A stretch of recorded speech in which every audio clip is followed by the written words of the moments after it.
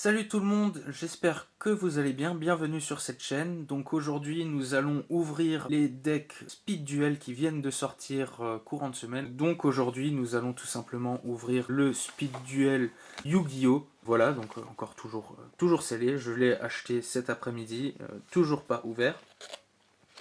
Voilà, donc on va maintenant ouvrir avec la plus grande délicatesse et éviter de déchirer. Hop, voilà. Ouh. Il y en a un qui est resté coincé dedans. Ouais, il y en a un qui est resté coincé dedans.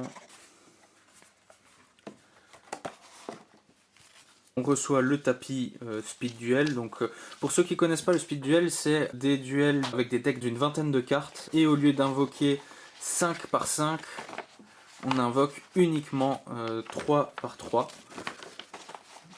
Donc avec les différentes règles que vous retrouvez ici. Voilà, donc ceux qui ont envie de lire, en diagonale bien sûr, parce que je ne vais pas tout montrer. Il y a quand même pas mal de règles. Le tapis ici est assez sympa. Donc on a d'un côté le dragon blanc aux yeux bleus. Et donc avec les trois Speed Duel et le magicien des ténèbres. En tout cas c'est sympa d'avoir un petit tapis de jeu parce que moi j'en ai très peu. Donc on a les trois decks. Le deck Yugi, le deck Pegasus et le deck, alors je ne sais plus comment elle s'appelle, ça me reviendra peut-être. Donc bien sûr on a aussi des cartes plus rares pour jouer avec nos decks. Donc on va ouvrir ça tout de suite. Hop. On va vraiment éviter d'abîmer le maximum de cartes. Alors donc on en a trois. Donc je me suis un peu spoilé, il y a une carte piège dans le tas. Il y a fragment de cupidité. Chaque fois que vous piochez une ou plusieurs cartes pour votre pioche normale durant votre draw phase, placez un compteur cupidité sur cette carte. Vous pouvez envoyer cette carte avec minimum de compteurs de cupidité au cimetière et piocher 2 cartes. Ça peut être sympa pour piocher des cartes. Pomme d'or. Donc c'est un piège lorsque vous recevez des dommages de combat. Tant que vous ne contrôlez aucun monstre, gagnez les life points égaux aux dommages de combat. Oui, c'est assez classique pour éviter de perdre trop de points de vie. Ça peut être très utile. Surtout quand un tour ça peut changer la donne. Doppelganger, donc ça va être plus pour le deck Pegasus. Parce que je crois que c'est pour Toon. Oui, c'est marqué. Ça va être plus pour Pegasus. En tout cas c'est très sympa d'avoir des cartes comme ça qui peuvent se jouer avec les trois différents decks. On va ouvrir tout d'abord le deck Yugi. C'est très sympa d'avoir des decks qui sont pas plus sous plastique mais sous carton. En plus c'est assez joli, on va pas se le cacher, on va arracher ça délicatement. J'arrache la tête à Yugi. Donc, particularité des Speed Duel, c'est qu'il y a marqué sous les cartes Speed Duel. Ce sont des cartes qui ne peuvent pas se jouer dans des duels normaux. Et les cartes de duels normaux ne peuvent pas se jouer dans des Speed Duel. Alors, pourquoi ils ont fait ça, je ne sais pas. Donc, pouvoir des ténèbres, donc ça va être pour Yami, ou Yugi.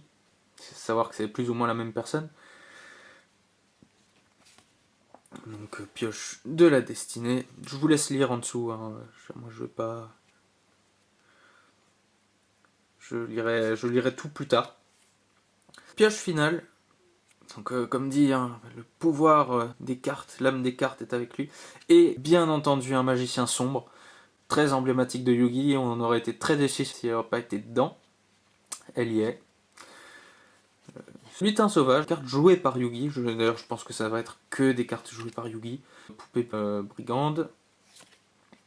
x2. Magicienne des ténèbres, classique.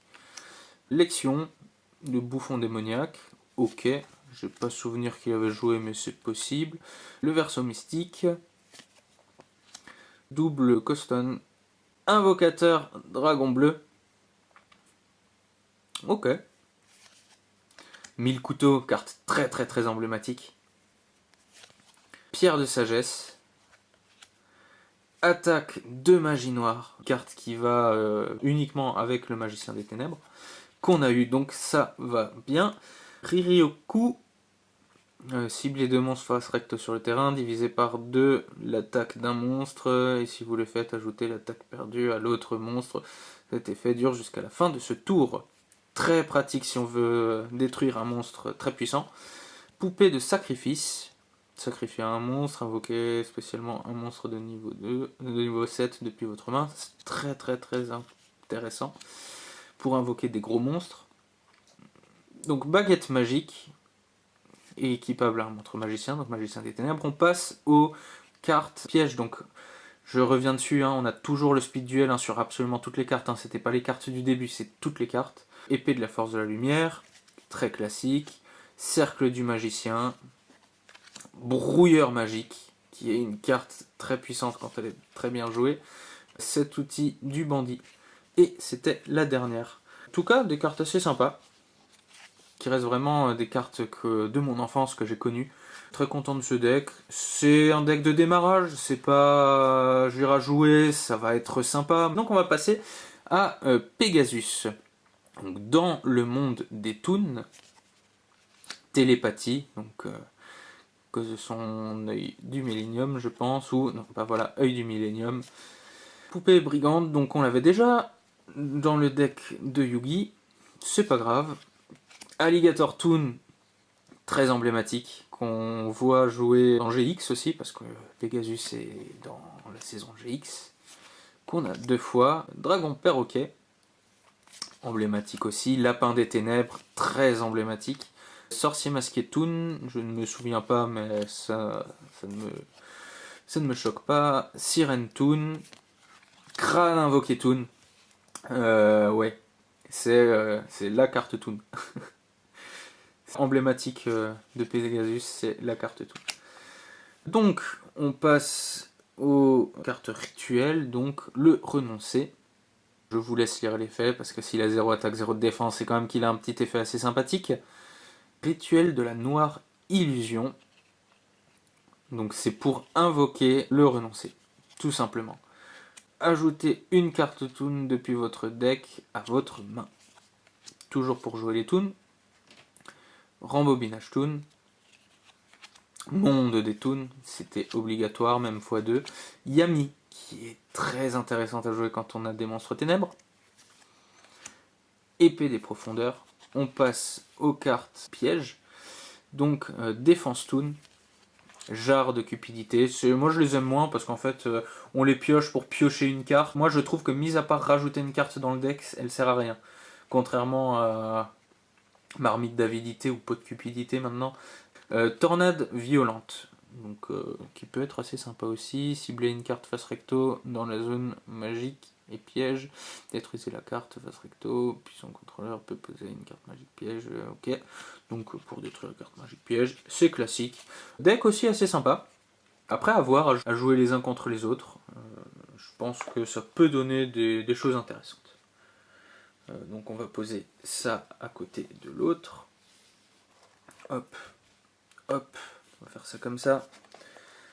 Deck Yugi, deck Pegasus. Et on va ouvrir le dernier. Bah voilà, c'est Shizu. Bon, c'est pas grave. Donc on va aussi lui arracher la figure à Shizu pour pouvoir découvrir son deck. Donc normalement ça doit être des gardiens du tombeau. Si je ne dis pas de bêtises. En tout cas, enfin, je reste pas beaucoup dessus, mais c'est vrai que très sympa les dessins qu'il y a dessus.